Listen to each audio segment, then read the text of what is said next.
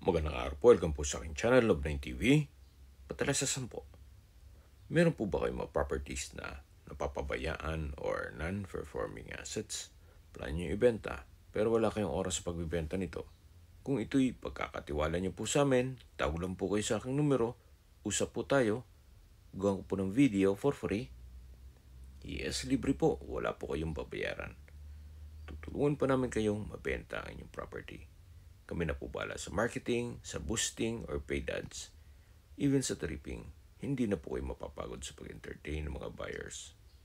Kami na po bala sa lahat. Tawag lang po kayo.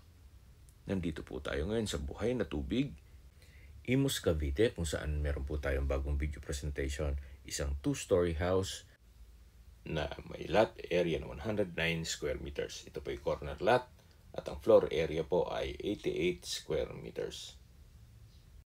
Ito po yung titulado, buhay po ang may-ari, kaya wala po kayong magiging problema sa documentation or sa transfer ng title. Ito po yung garahe, kung saan ito yung naka-tile flooring. Meron din pong CCTV at iiwan na po yan ni owner.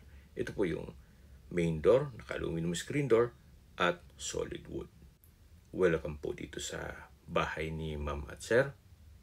Ito po yung living area o salas. Ito pong sliding glass windows ay may blinds. Maayos ang pintura ng ceiling at wall. Then, premium tiles po ang ginamit dito sa flooring. Ito po ay well-maintained, kaya ready for occupancy. So, mula po dito sa living area, ito naman po yung formal kitchen. Naka-quartz kitchen countertop with built-in gas range, range hood, storage ng kitchen utensils, at meron pong wall-mounted cabinet. Ito naman po yung dirty kitchen kung saan meron po itong mga wall-mounted cabinet, then glass blocks, quartz kitchen countertop, at built-in kitchen cabinets. Ito pong natatanaw nyo na espasyo dito sa dulo ay sa ngayon pansamantalang ginawang office, pero kung meron man po kayong PWD or senior citizen sa pamilya, pwede po itong gawing kwarto para sa kanila. Kuha ng malaki naman po ang espasyo nito. Then meron pong access door na papunta naman dito sa garahe, kung saan dyan po tayo galing kanina. Then meron pong stairs, mamaya i-check natin yun. Naka-tiled wall po dito sa dining area side.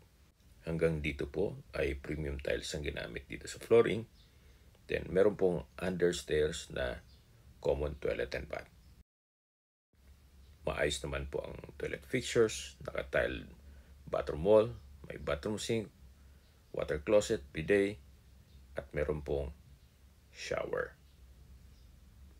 Paglabas niyo po dito, meron pong understairs storage, at yan po ulit yung living area, yung formal kitchen, at aakyat po tayo para check natin yung mga kwarto. Ito pong stairs ay naka-concrete staircase, wooden handle, at metal railing. Ito pong staircase wall ay maayos din ang pintura. So far, wala po kayong papagawa dito. At ito naman po yung hallway. Check po muna natin itong master's bedroom. Naka-solid wood door. Then, meron pong wardrobe from floor to ceiling po yan. Naka-tiled flooring. Then, meron pong sliding glass door na may access papunta sa terrace. Naka-ceiling cove design, may pin lamps. Maayos ang pintura ng ceiling at wall. So, na-maximize nila yung space. Dito po ay ginawa nilang office. Then, may wall-mounted cabinet and wooden rack. May sliding glass windows with security grill. Then, yung mga collection ni ma'am na bags. Then, meron pong access door dito papunta sa balkonahe o terrace, kung saan napakalaki pa po ng espasyo. Then, meron pong spiral stairs. Mamaya, i-check natin yon. So, babalik po ulit tayo dito sa loob. Ito po yung office. Then, ito naman yung bedroom. Ito pong mga split type aircon na nakikita nyo ay iiwan na po yan ni owner. So, ito po yung common toilet and bath. At dito naman po yung second bedroom. Maayos ang pintura ng ceiling at wall, naka-ceiling cove design, may pin lamps. Meron po malaking sliding glass window na may blinds. Then dito naman po ay meron pong wardrobe. Then naka-tile flooring, may split type aircon. At meron din pong access door na may security grill dito sa balkonahe o terrace. Dito po yung naka-tile flooring na rin. Then naka-concrete railing. At kalahati nito ay covered. So balik po ulit tayo dito sa second bedroom. Tunghayan nyo po ulit bago tayo lumabas. So naka-solid wood door na rin po ito. At ito po yung common toilet and bath. Meron pong bathroom sink, water closet, bathroom cabinet, naka-tile bathroom wall, may shower at bathroom window. Labas po tayo para check natin ibang parte nitong bahay. So ito po yung staircase wall. Then sa dulo ay meron pong glass blocks na nag-serves as natural sunlight. Mula po dito ay matatanaw nyo na yung living area at yung dining area. Yan po yung tinutukoy ko na possible pwedeng gawing bedroom. So labas po tayo. Ito po yung main door. Ito yung covered car garage. Then dito po may another space na kakasya pa ang isang sasakyan. Dito man po ay high ceiling. Ceiling cove design, may pin lamps. Then ito po yung stairs papunta naman sa balkonahe. Naka-concrete staircase at concrete handrail. Samahan niyo po ako. Akyat po tayo. Actually, kung big family po kayo, pwede pong mag-extend ng another room dito. Gawa ng napakalaki pa po ng espasyo nito.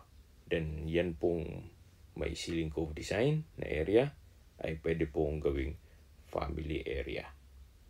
Well, opinion ko lang naman po. So, depende pa rin yan sa inyo kung ano magiging project nyo once na na-acquire nyo ito.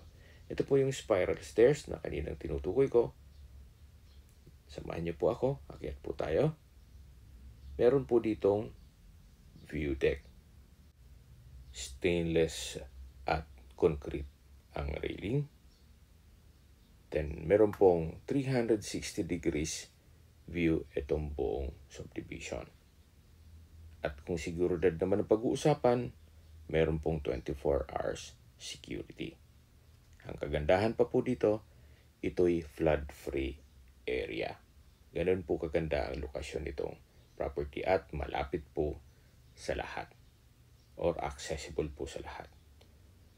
Habang pinagmamasdan nyo po itong buong property, ay pag-usapan na natin ang distance, location at travel time.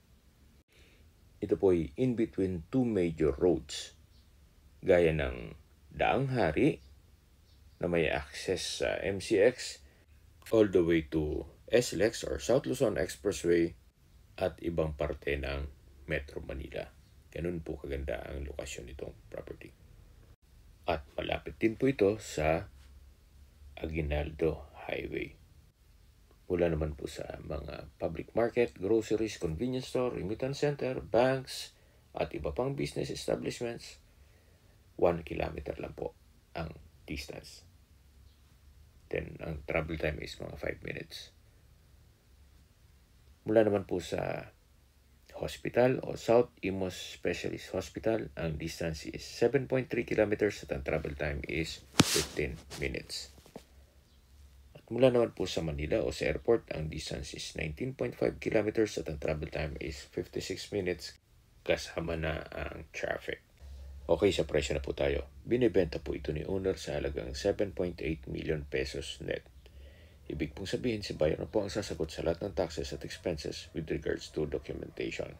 Kung may mga katanungan po kayo o gusto nyo mag-set ng tripping dito sa property ito, tawag lang po kayo sa aking numero. At sa mga kababayan naman natin nasa ibang bansa, meron po akong Telegram sa mga iPhone user man, may iMessage. Meron din pong email, Skype, Viber at WhatsApp. Same number lang po, 0917-316-3399. Sa mga nagtatanong naman po ng aming Facebook, meron po aming Facebook page Nov9 TV at Facebook Reels video. Makisuyo po, like and follow na rin. Meron din po kami ibang YouTube channel na The Nov9 TV channel at TC Listings. Sana po naibigan yung aming video presentation. Like and subscribe na po sa aking channel para ma-update din po kayo sa aking future listings. Kung sakali po hanap nyo yung mas malaking sukat ng lupa, meron din po kami ibang listings na pwede nyo pagpilian. Huwag po kayong mag-atubiling tumawag sa amin, then let us know your budget para malaman namin kung anong property pwede namin ilok sa inyo. Sa lahat pong viewers, subscriber at nagtiwalo po sa amin, salamat po sa suporta. Ingat po kayo lagi at yung pamilya. Maraming salamat po.